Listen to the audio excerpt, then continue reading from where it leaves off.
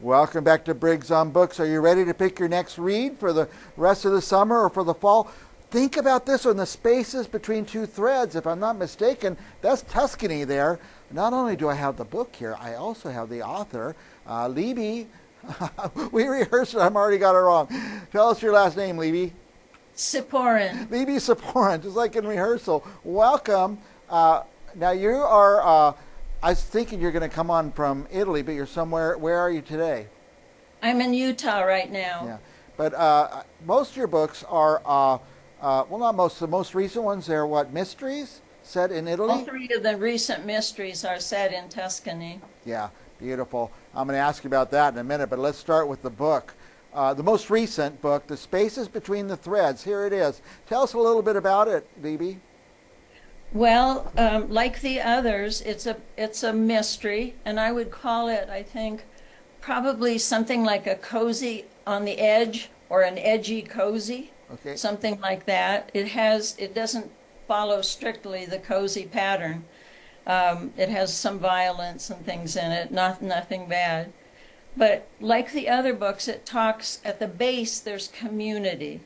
So when you enter my books, you're entering a community of people that are very different, but are all friends and that actually work in some way together to solve the mystery. To solve the mystery, yeah. Now, interesting, you are writing mysteries based in Italy. You were a poet? You start off writing poetry and short stories? I started off with poetry, short stories, and essays, and I have books in those genres.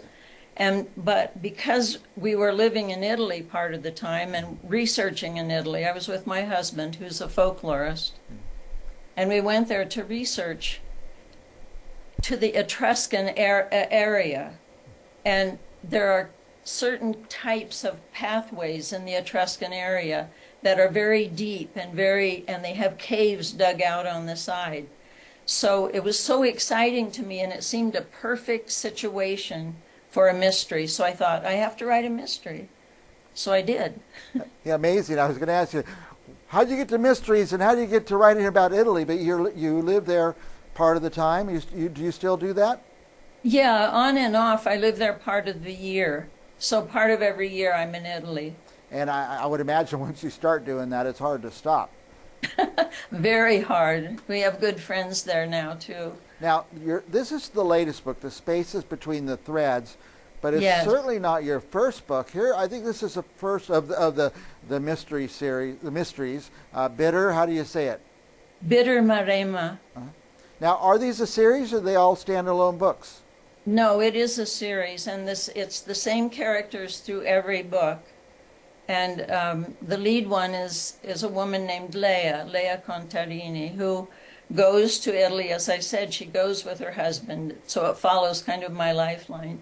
She goes to her husband or to Italy for research, and falls in love with these trails, and it's on the trails that the mysteries begin. Yeah, that's great. I just can't. I understand that you kind of paint a picture of Tuscany and different places in the book.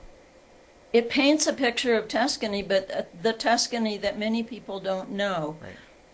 Because in the Maremma and farther south, it's forested area and mountains.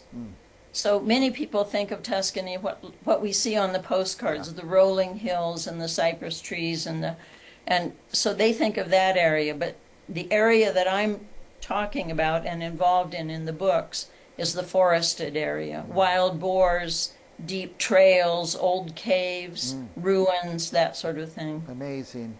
I mean, so you got to live there to get that deep into that stuff. Most of us we're tourists. We go there for a couple days, and you got to see the hot spots. But That's right. Got to be and amazing. those are good too. Yeah, it's amazing to live there and really be able to get into the environment. Now, here's if two of them are dead. This is the second in the series.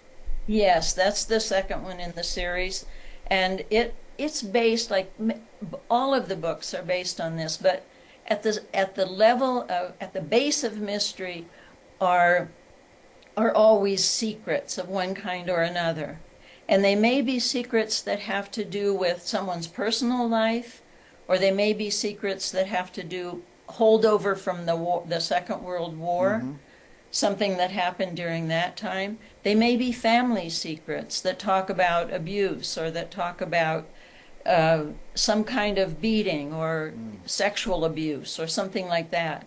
So that theme runs through all the books, the idea of secrets. I tell you what's going to make me want to read these books is just listening to you, hearing your passion, and especially this most recent cover, which shows me a little peek of Tuscany that I've never seen. But who's going to read these books? Who likes this type of book?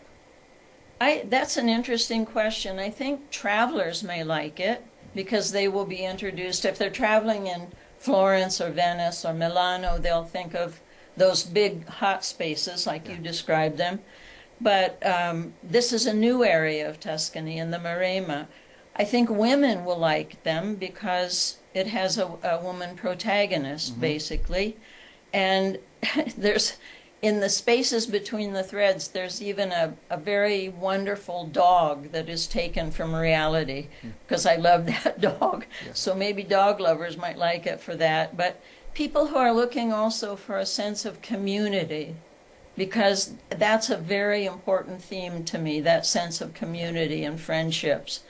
And readers who like history or who like folklore, anthropology, that sort of thing, I deal a lot with local festivals, local beliefs, the secrets that exist in this small town that I created of Scansanziano. I deal with their secrets too. And I think they'll see a connection between a grand vision of, say, the Second World War in one book and how it affects the personal. Are there, when you go to Tuscany and spend time there, are there leftover relics and people and stories from the war? Oh, there are stories everywhere. Another aspect of my books is like they're like the Matryoshka Russian dolls that come out from each other, one smaller than the other. Yes. And that's what my books are like. They're stories within the story of the mystery.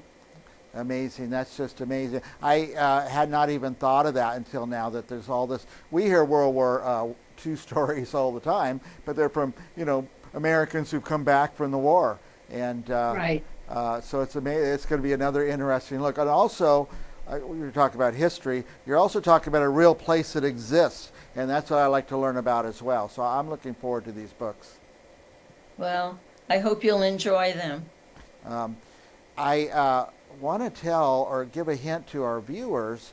I only say this about books that I'm really into, but if you go to order them, I guess you could order them at Amazon and all the usual places. Amazon, Barnes and Noble, yeah. And I would encourage people to go to their local bookstores, not just for my book, but for other authors. If they don't find them in their local bookstores, I'd say ask them to order them. And libraries, too. Yeah, it's one of my tricks is I go to our Target. I buy a lot of books at Target. I always ask the guests I have on the show, I say, do you have this author's book? Can you order it? So that's fine. Yeah. Now, I was about to say, if you go to order, when I go to order on Amazon, I never click once and order. I click 3 or 5 times. I like to order 5 copies. I'm always having to go to parties and things, or there's a birthday for someone I forget about, and I've got the stack of books sitting there. So if you like this subject, you like mysteries, you like Italy, strong woman protagonist, order a bunch of these from Libi and pass them out. That's a lot of fun. Libi, go ahead. That's very nice. Thank you. All others, thank you. We're running out of time, but I want to give you a minute. Is there any other thoughts you want to share with our viewers about your books or anything in the world? Well, I would just say, if people like to read and they like to read either my books or other books, I would say do order them, and most of all, do review them. Oh, yes. Even at 1 or 2 sentences, a review does a lot for an author. Okay. Yeah, I always say this, that I'm forever looking for my next book. It helps. I love to get a book when I've met and talked to the person like this, but you're always looking for a book, and you see one with a bunch of reviews. It makes it easier. Well, a lot of people read this, so maybe because there's a million books. How do you pick? So that's It's a good. exactly true. That's Yeah, a good point. and it helps the author. Yeah, make the reviews and get those out there. That'll help the author a lot. Well, thanks, Libby. I really appreciate. I'm inspired by you. I'm inspired to go to Tuscany, go to Venice, to read these books. So thank you for coming on the show. I hope you'll go, and thank you for your work. Yeah, I'd love to have you back anytime, Libby. Thanks. And we'll be back with another author right after this. That's it. Oops. That's it. Now we're